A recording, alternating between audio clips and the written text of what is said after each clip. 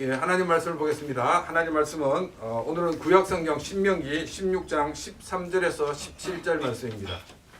구약성경 신명기 16장 13절에서 17절 말씀을 교독하도록 하겠습니다. 너희는 타작마당과 포도주 털에 소출을 거두어 들인 후에 이래 동안 초막절을 지킬 것이요 절기를 지킬 때에는 너와 내 자손과 노비와 내 성중에 거주하는 레위인과 객과 고아와 과부가 함께 즐거워하되 내 하나님 여호와께서 택하신 곳에서 너는 이래 동안 내 하나님 여호와 앞에서 절기를 지키고 내 하나님 여호와께서 내 모든 소출과 내 모든 손으로 행한 모든 일에 복 주실 것이니 너는 온전히 즐거워할지니라. 너희 가운데 모든 남자는 1년에 3번 곧 무교절과 칠칠절과 초막절에 내 하나님 여호와께서 택하신 곳에서 여호와를 배웁되 빈손으로 여호와를 배웁지 말고 같이 읽겠습니다. 각 사람이 내 하나님 여호와께서 주신 복을 따라 그 힘대로 드릴지니라. 아멘. 오늘은 추수감사 주일입니다. 우리가 모든 일에 그리고 우리가 항상 감사를 드려야 되지만 오늘은 우리가 1년 동안 하나님께서 우리에게 베풀어 주신 은혜를 생각하고 감사하는 날입니다. 오늘 본문을 중심으로 우리가 추수감사주의를 어떻게 보낼 것인가 또 어떻게 지키는 것이 옳은가에 대해서 함께 생각을 해보도록 하겠습니다. 우리 크리스찬들에게 제일 중요한 것은 뭐냐면 성경적인 근거가 어디에 있는가 하는 것입니다. 왜 이런 말을 하냐면은 미국의 영향을 받은 교회들은 추수감사절을 지키고 있는 반면에 미국의 영향을 받지 않는 유럽에 있는 교회 많은 개신교들은 추수감사절을 지키고 있지 않습니다. 이 문제는 나중에 살펴보기로 하고 우리가 이제 이 성경적인 근거를 어디로 보냐면 이제 이 구약 성경에 보면 수장절과 이 초막절이라는 것 같은 절기가 있습니다. 이 절기는 같은 절기입니다. 그런데 어떤 면을 보느냐에 따라 가지고 수장절이라고도 하기도 하고 초막절이라고 하고 있습니다. 그럼 먼저 13절 말씀 보겠습니다. 너희 타작마당과 포도주 틀에 소출을 거두어 들인 후에 이래 동안 초막절을 지킬 것이요. 여기서 너희 타작마당과 포도주 틀에 소출을 거두어 드린다 하는 것은 이 수확을 하고 그것을 이제 창고에 드린 것을 이야기를 하고 있습니다. 이 수장절이라는 이 뜻이 거두어 드린 것을 창고에 드린다. 그것을 기념하는 절기라는 뜻입니다. 우리가 이제 이 수장절을 우리가 잘 알고 있는 말로 표현하면 추수감사절로 표현을 할 수가 있습니다. 그런데 이 수장절을 우리가 보게 되면 바로 이 초막절이라고도 이야기를 하고 있습니다. 여기 보면 이래 동안 초막절을 지키라고 되어 있습니다. 이 수장절을 이 초막절이라고 하는 것은 추수를 하고 이제 창고에 들이고 난 다음에 이제 텐트를 치고 그러니까 초막이죠. 텐트를 치고 그곳에서 일주일 동안 생활을 하라는 것입니다. 그럼 왜 이 추수를 하고 난 다음에 그리고 그것을 창고에 들이고 난 다음에 텐트를 세우고 그곳에서 일주일 동안 생활을 하라고 했느냐 하는 것입니다. 일주일 동안 이 텐트에서 보내라고 하는 이유에 대해서 레위기 22장 43절에서는 이렇게 말을 하고 있습니다. 이는 내가 이스라엘 자손을 애굽 땅에서 인도하여 내던 때에 초막에 거주하게 한 줄을 너희 대대로 알게 함이니라. 나는 너희의 하나님 여호와이니라. 이스라엘 백성들이 이 이집트에서 노예 생활을 하다가 이제 나와서 가나안을 향하게 되었습니다. 이들은 한 곳에 정착할 수가 없었습니다. 그래서 이들은 텐트를 세우고 그곳에서 생활을 하게 되었습니다. 왜냐하면 이들은 가나안을 향해 가야 되기 때문에 그들은 집을 지을 수가 없었기 때문입니다. 그런데 이스라엘 백성들의 그 불신앙 때문에 이 가나안에 들어가는 것이 늦어져서 40년 동안 그들은 이 광야에서 생활을 하게 됩니다. 그들은 이 40년 동안 광야 생활을 하면서 텐트에서 생활을 했던 것을 우리는 보게 됩니다. 자, 여러분, 이 텐트에서 생활하는 것이 좋습니까? 좋지 않습니까? 우리 중고등학생 어떻습니까? 중고등학생 고개를 흔들고 네. 아이들은 아마도 텐트에서 지낸다 그러면 막 좋아할 겁니다. 근데 이제 나이가 들면 싫어요. 저희들은 그 우리 아이가 그때 큰 예찬이가 초등학교 1학년 때로 알고 있는데 그때 이제 안면도에 한번 간 적이 있습니다. 텐트를 치고 며칠 있었는데 아 이제 못하겠다. 다시는 우리 텐트 치지 말자 이렇게 하였습니다. 그래서 이제 우리가 이제 몽골 사람들이 사는 집을 우리 게르라고 합니다. 게르. 이 게르는 유목 생활하는데 아주 적합한 주거 문화라고 합니다. 먼저 이 조리과 분해가 굉장히 쉽다고 합니다. 그리고 이 여름은 여름대로 나기가 굉장히 좋고 겨울은 겨울대로 나기 굉장히 좋은 그런 구조로가 들었습니다. 이 몽골 사람들은 일반 주택에 잘 살지 못하고 굉장히 불편하게 여긴다고 합니다. 근데 우리가 이제 이것을 보면서 봐라, 목사님 말씀하신 거 틀리지 않았느냐? 몽골 사람들은 이렇게 게르 사는 걸 좋아하지 않느냐? 이렇게 말할 수 있을 것입니다. 근데 이 사람들은 게르라는 것 자체는 이동식 집이지 우리가 흔히 말하는 텐트의 모양이 아니란 것입니다. 그래서 이 게르와 텐트는 수준이 레벨이 다릅니다. 이동하는 집이라고 생각하시면 됩니다. 우리가 이제 요즘 그 아웃도어족들이 많이 있는데 이 아웃도어족들도 한 번씩 나가서 텐트 치고 생활하는 게 좋은 거지 매일 거기 살려고 그러면 아마 굉장히 힘들어 할 것입니다. 이제 이스라엘 백성들이 가나안에 정착하면서 이스라엘의 그 주 산업이 바뀌게 되었습니다. 그들은 이제까지 목축업이었는데 이제 그 가나안에 들어가면서 그들은 농사를 짓게 되었습니다. 그래서 그들은 농경 문화로 바뀌게 되었습니다. 이때부터는 텐트가 아니라 집을 짓고 그 집에서 살게 되었습니다. 이스라엘 백성 전체가 안정적인 삶을 살게 되었습니다. 사람들은 이 모든 일에 익숙한 것 같은 습성을 가지고 있습니다. 괴로움이 계속되면 그 괴로움에 익숙해지고 또 편안함이 계속되면 또 이 편안함에 또 익숙해지는 것 같은 모습이 있습니다. 이스라엘 백성들이 이제 가나안에 들어와서 정착하면서 그들은 자기들이 살고 있는 이 편안함이 어느 정도 편안한지를 잊어버리고 살아갈 수가 많이 있습니다. 옆집 누구는 굉장히 좋은 집을 지었다는데 우리는 왜 이런 데 살지? 옆집 사람 어제 보니까 침대가 막 퀸 사이즈가 들어가는데 우리는 왜 이렇게 더블 침대를 이렇게 좁은 데서 이렇게 싸워야 되는 거? 이렇게 우리가 불평에 불만에 쌓일 때가 많이 있습니다. 이스라엘 백성들이 가나안에 정착하고 시간이 지나면서 자기들이 지금 얼마나 많은 하나님의 은혜와 복을 누리고 있는가 그 자기들의 조상과 비교하게 하기 위해서 하나님은 이 수확물을 거둬들이고 창고에 넣고 난 다음에 텐트를 짓고 그 텐트에서 일주일을 생활해 보면서 우리가 하나님으로부터 얼마나 많은 복을 받고 있는가 이것을 생각하는 시간을 가지라고 하나님은 이 텐트를 짓고 그곳에서 생활을 하라고 하셨던 것입니다. 우리는 이 추수감사절을 통해서 먼저 하나님께서 나에게 얼마나 많은 은혜와 복을 주셨는가를 우리가 생각하고 그것에 대해서 감사하는 그런 귀한 시간이 되기를 바랍니다. 특별히 우리가 이 1년 동안 나에게 얼마나 많은 은혜와 복을 주셨는가를 생각하면서 감사를 드리는 그런 귀한 시간이 되기를 바랍니다. 근데 우리가 신약성경을 보게 되면 신약성경에는 수장절을 지키라 혹은 초막절을 지키라는 것 같은 말씀이 없습니다. 그래서 유럽의 많은 교회들은 이 추수감사절을 지키고 있지 않습니다. 이 구약에서는 하라 혹은 지키라고 명령을 내리고 있지만은 신약에서는 명령을 내리고 있지 않은 것이 많이 있습니다. 그 대표적인 것이 이 3대 절기입니다. 우리가 이제 이 3대 절기 중에서 유월절 같은 경우에 신약성경은 유월절을 지키라고 명령하고 있지 않습니다. 이 신약 시대 이후에 그 교회들은 이 유월절 절기에 부활절을 지키고 있습니다. 이 유월절 절기에 예수님께서 십자가에서 죽으시고 부활하셨기 때문에 부활절을 이 유월절 절기에 맞춰서 지키는 것이 아니란 것입니다. 구약 시대 때 이 이스라엘 백성들이 경험했던 이 유월절 이것이 단순한 과거 역사의 경험이 아니라 이것이 앞으로 오실 메시아가 이룰 일이라는 것에 대한 그런 신앙의 고백이 바로 유월절이라는 것입니다. 이 유월절에 대신 죽었던 이 양, 이것은 우리를 대신하여 죽으실 예수님을 상징하였습니다.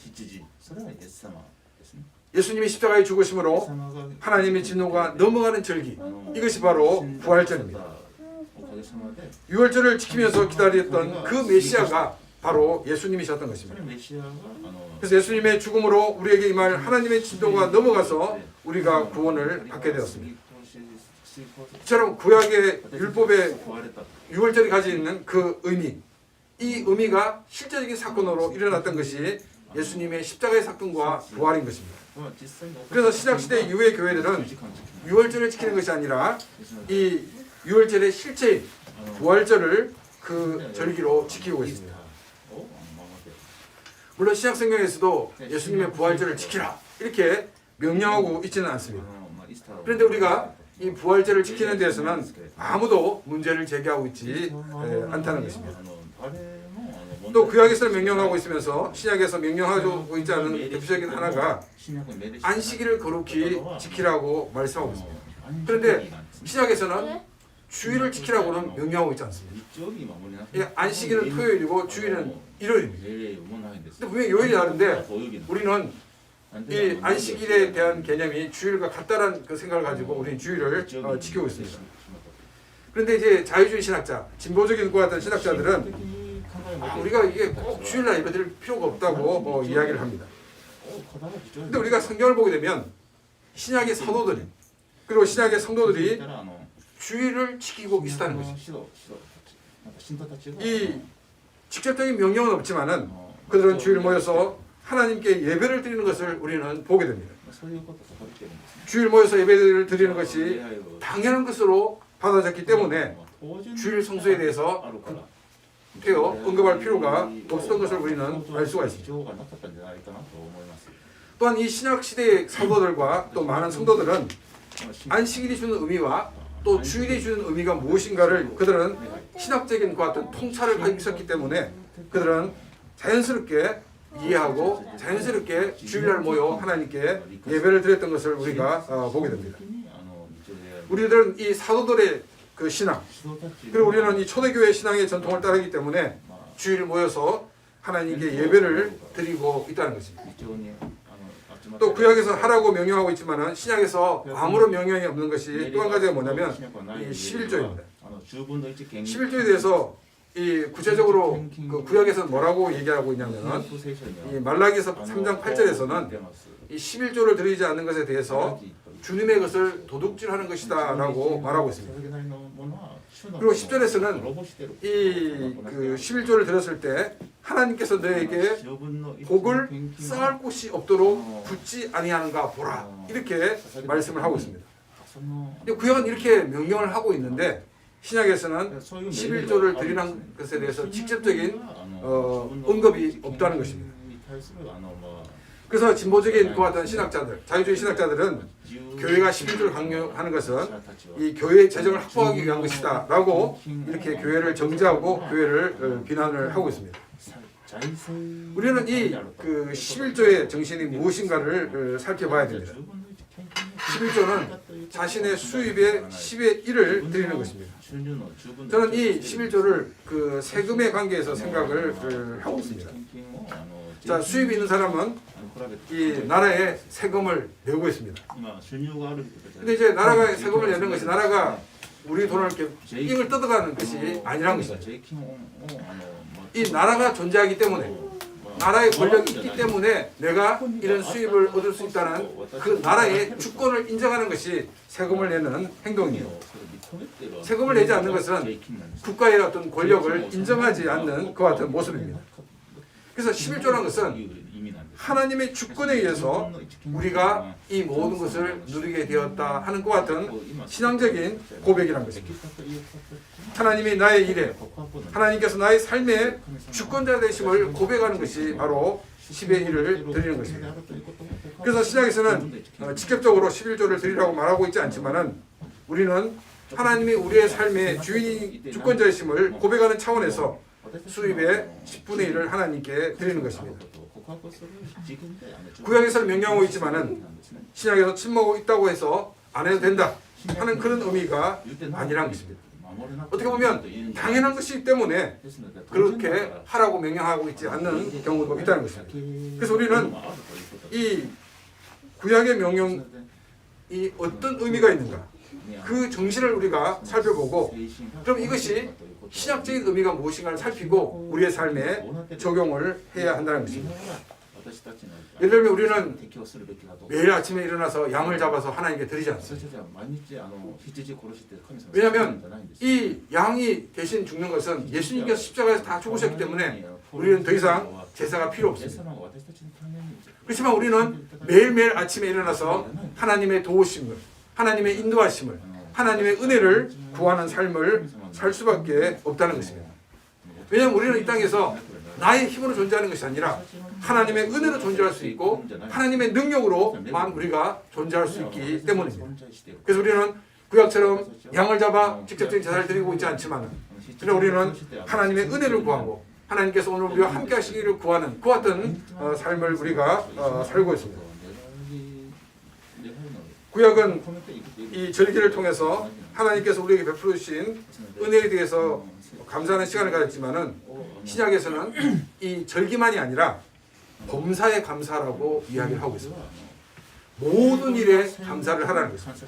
늘 감사하라는 것입니다. 그리고 이 구약은 안식일을 거룩하게 보냈지만은 이 신약 시대 이후에는 주일만이 아니라 매일매일을 주의 날로 보내야 하는 것을 우리는 보게 됩니다. 이 말은 역으로 주일을 다른 날짜로 보내도 된다 하는 그런 뜻이 아니라는 것입니다. 여러분, 주일 성수라는 뜻이 무엇입니까? 주일 성수란 말은 주일을 거룩히 지킨다 하는 것 같은 뜻입니다. 이 거룩하다는 뜻이 어떤 뜻이죠?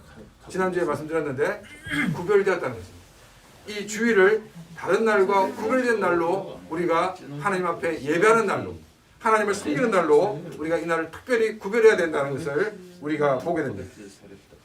그래서 우리가 이 주일 성수를 통해서 매일매일 하나님께 드려지는 그런 삶을 살아야 됩니다.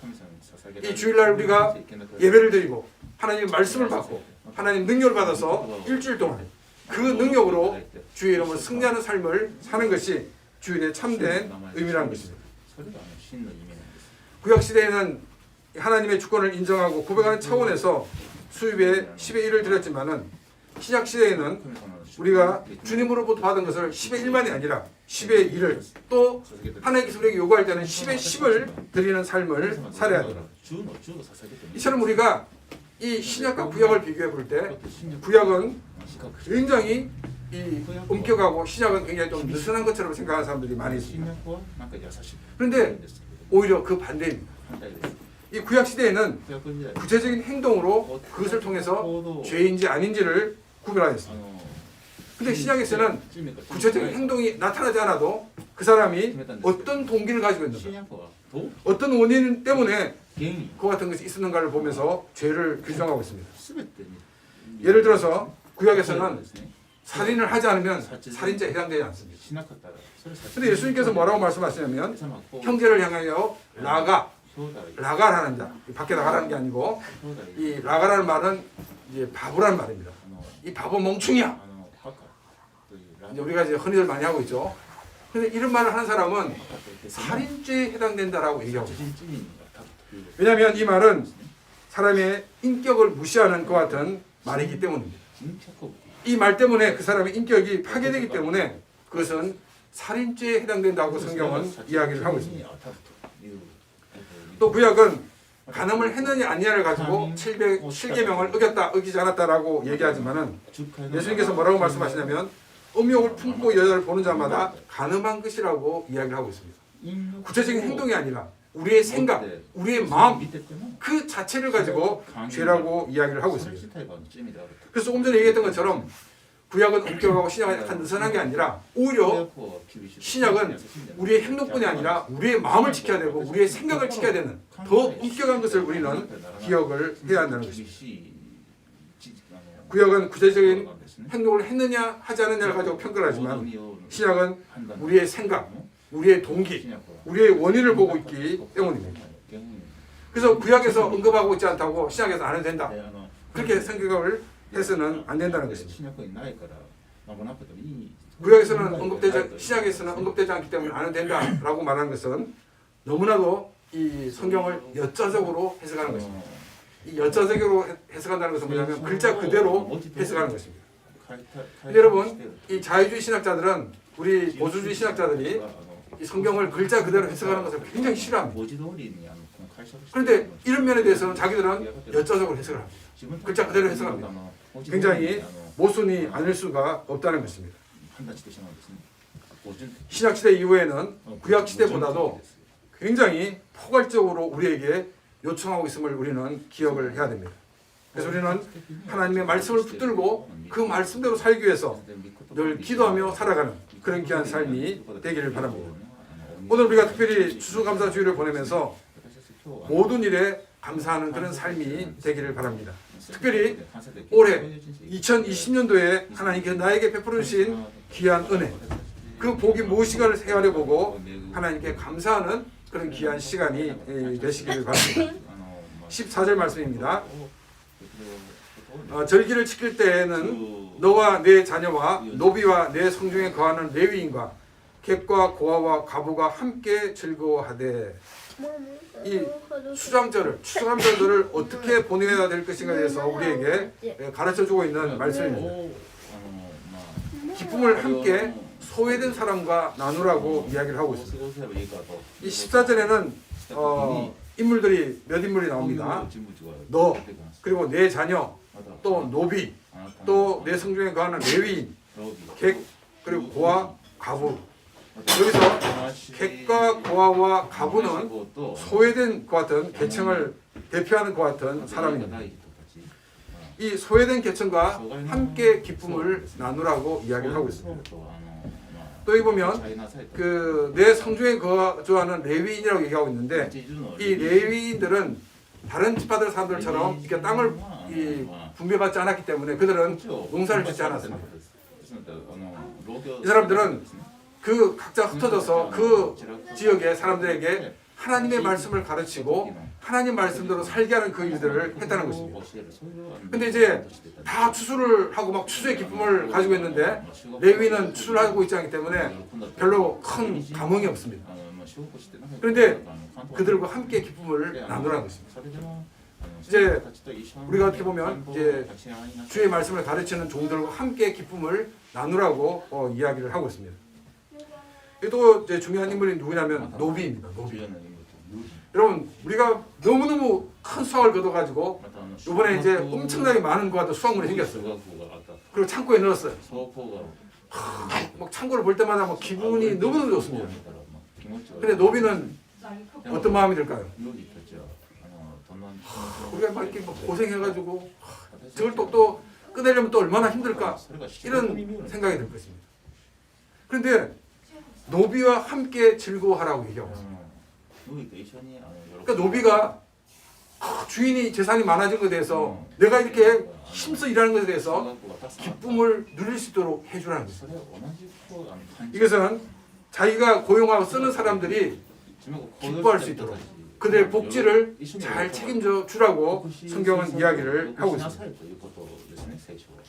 저는 이제 기업을 경영하는 그런 많은 크리스찬들의 기업가들 가운데 이제 이 최저금리가 올라갈 때마다 목사님 좋겠습니다.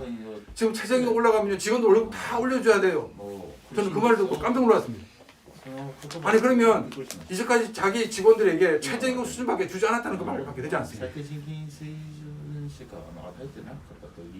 그 회사에서 많은 수익이 생겨가지고 그 수익을 직원들에게 분배하는 게 아니라 기업을 다시금 확산시키기 위한 재투자를 하기 위한 어떤 준비 과정이라고 돈을 묶어두고 그 직원들의 복지를 위해 쓰고 있지 않았다는 것입니다. 저는 이것은 우리 기독교적인 것 같은 삶이 아니라고 저는 생각을 합니다. 우리는 이 직원들이 정말 기뻐할 수 있도록 우리는 그들의 복지를 책임져 주는 것이 우리 크리스찬의 삶인 것입니다. 그래서 우리는 함께 기뻐할 수 있는 그런 삶을 우리는 살아야 한다는 것입니다. 그래서 보면 너와 내 자녀와 노비와 내 성중에 거하는 레위인과 객과 고아와 과부와 함께 즐거워하라고 얘기하시고 나와 내 자녀가 기뻐하는 그 기쁨이 바로 이 노비들도 함께 기뻐할 수 있도록, 내가 느끼는 그 기쁨을, 똑같은 기쁨을 이 노비들이 느낄 수 있도록, 그리고 레위 사람들이 느낄 수 있도록, 그리고 소외에 있는 모든 사람들도 내가 느꼈던 그 기쁨을 느낄 수 있도록 우리가 그들을 섬겨야 되는 것을 이야기를 하고 있습니다. 그래서 우리는 이 추수감사절을 통해서 많은 사람들을 기쁨으로 섬기는 것 같은 삶이 되기를 바랍니다. 내가 누리고 나의 자녀들이 누리는 그 기쁨을 다른 사람도 함께 누릴 수 있도록 우리가 많은 사람들을 섬기는 그런 귀한 삶이 되기를 바랍니다. 15절 말씀입니다. 내 하나님 여호와께서 택하신 곳에서 너는 이래 동안 내 하나님 여호와 앞에서 절기를 지키고 내 하나님 여호와께서 내 모든 소출과 내 손으로 행한 모든 일에 복 주실 것이니 너는 온전히 즐거워할지니라. 이 적극적으로 하나님의 그 주신 이 감사의 절기를 지키는 사람에게 하나님은 미래의 복도 약속해 주시는 것 같은 말씀입니다. 하나님께서 나에게 은혜를 베푸시고 복을 주셨음을 고백하는 사람에게 하나님은 미래에도 동일한 은혜와 복을, 그리고 더 많은 은혜와 복을 채워 주신다고 약속하고 있습니다. 그래서 너희는 기뻐하라고 얘기하고 있어요. 즐거워하라고 이야기를 하고 있습니다.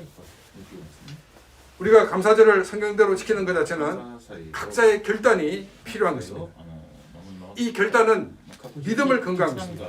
그래서 하나님은 그 믿음을 보시고 미래에도 더 그 행동을 하게 된 믿음을 보시고 평가를 하신다는 것입니다. 16절 말씀입니다. 너희 가운데 모든 남자는 1년에 3번 곧 무교절과 7일절과 초막절에 내 하나님 여호와께서 택하신 곳에서 여호와를 배웁되 빈손으로 여호와를 배웁지 말고. 이 신명기 16장은 이 3대 절기, 유월절, 그리고 오순절, 장막절, 이 3대 절기를 어떻게 지킬 것인가에 대해서 설명하고 있는 그런 장입니다. 16장 1절부터 8절은 이 유월절을 어떻게 지킬 것인가에 대해서 얘기를 하고 있고, 또 16장 9절부터 12절 말씀은 오순절, 또 7일절을 어떻게 지낼 것인가에 대해서 이야기를 하고 있습니다. 그리고 오늘 읽었던 이 본문 말씀 16장 13절에서 17절 말씀은 수장절 혹은 초막절을 어떻게 지킬 것인가에 대해서 말씀을 하고 있습니다. 그런데 이 결론 부분에 와가지고 또 얘기합니다. 무교절과 7절과 초막절에 라고 이렇게 이야기를 하고 있습니다. 이 모든 절기를 지킬 때 하나님께 빈손으로 여호와를 뵙지 말라 하는 것 같은 뜻입니다. 17절 말씀입니다.